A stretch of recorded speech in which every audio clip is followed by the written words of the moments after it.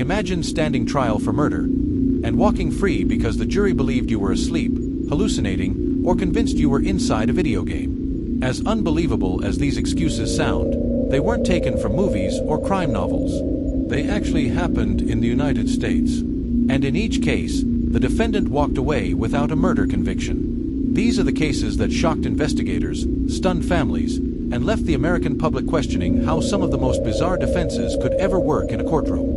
One of the most infamous examples involved a man who stabbed his wife more than 20 times during what he called a sleepwalking episode. When officers arrived at the scene, he was covered in blood, confused, and insisting he had no idea what happened. Prosecutors argued the attack was intentional, pointing to the number of wounds and the fact that the couple had a history of arguments. But the defense told a different story. They called sleep experts who testified that in extremely rare cases, people can engage in complex, violent actions while unconscious. The jury only had to believe there was reasonable doubt. And in the end, they did. The defendant was acquitted, leaving many Americans stunned that "I was asleep" could be enough to avoid conviction for such a brutal killing. Another case involved a woman who shot her boyfriend and admitted it, but insisted she did it during a stress-induced blackout. According to her, the intense emotional argument pushed her into a dissociative state where she could not think clearly or remember pulling the trigger.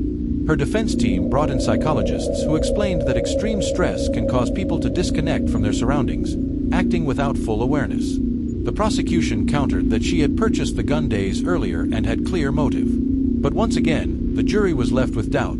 Doubt about her mental state, doubt about her intent, doubt about whether this was a deliberate act or a tragic lapse of consciousness. She was cleared of murder charges and walked out of the courtroom a free woman. Then there was the man who stabbed his roommate to death and claimed he thought he was fighting a wild animal. He said he had been hallucinating due to alcohol withdrawal and untreated mental health issues. Investigators pointed out the inconsistencies in his story, especially the fact that he attempted to hide evidence after the attack. But the defense brought in medical experts who testified that severe withdrawal can lead to confusion, violent hallucinations, and psychotic breaks. The jury ultimately accepted that he was not in control of his actions when the stabbing occurred. Rather than a prison sentence, he received treatment and was eventually released. The victim's family struggled to understand how someone responsible for such violence could walk away with no criminal conviction. One of the strangest excuses came from a man who drowned his wife because, he said, he believed she was possessed. In chilling detail, he explained that he thought he was performing a spiritual cleansing to save her from an evil force. Prosecutors argued that his actions were deliberate, cruel, and calculated. The defense insisted he was gripped by a severe delusional disorder, unable to distinguish reality from belief. Religious and psychological experts testified that his state of mind prevented him from understanding the wrongfulness of his actions. The jury agreed, and he was found not guilty by reason of insanity. After psychiatric treatment, he was released back into the community. Another unbelievable case involved a young man who shot a stranger in a parking lot and told police he thought he was inside a video game. He believed he was earning points, not taking a life. His defense team argued that he was suffering from a combination of gaming addiction, sleep deprivation, and substance use that had completely distorted his perception of reality. It sounded absurd, but psychologists explained that gaming psychosis had been documented in rare cases. The prosecution insisted he knew exactly what he was doing, pointing out that he tried to run afterward. But the jury sided with the defense. He was acquitted, sparking widespread debate about the use of mental health defenses in U.S. courtrooms. Perhaps the most surreal excuse came from a woman who stabbed someone because she believed time had reset, and the victim was no longer real. She described feeling trapped in a loop and believed harming the victim would break the cycle. Evaluations revealed a severe dissociative disorder.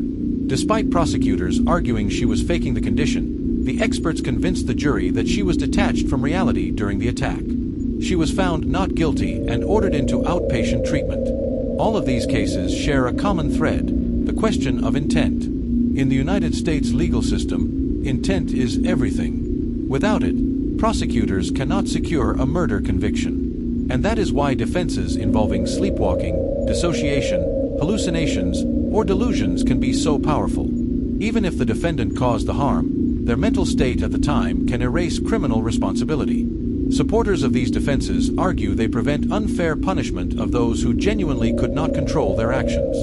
Critics say they open the door for manipulation, allowing guilty individuals to hide behind medical terminology and emotional testimony. For families of victims, these verdicts can feel devastating, like the justice system chose the defendant's story over the reality of their loss. For jurors, they are a reminder of how complicated, emotional, and uncertain trials can be.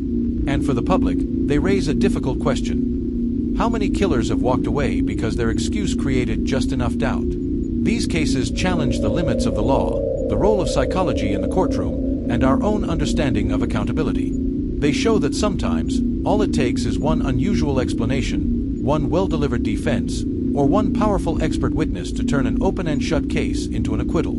And in each of these stories, the result was the same. Someone responsible for a death walked free, leaving behind questions that still haunt the families, the courts, and the American justice system itself.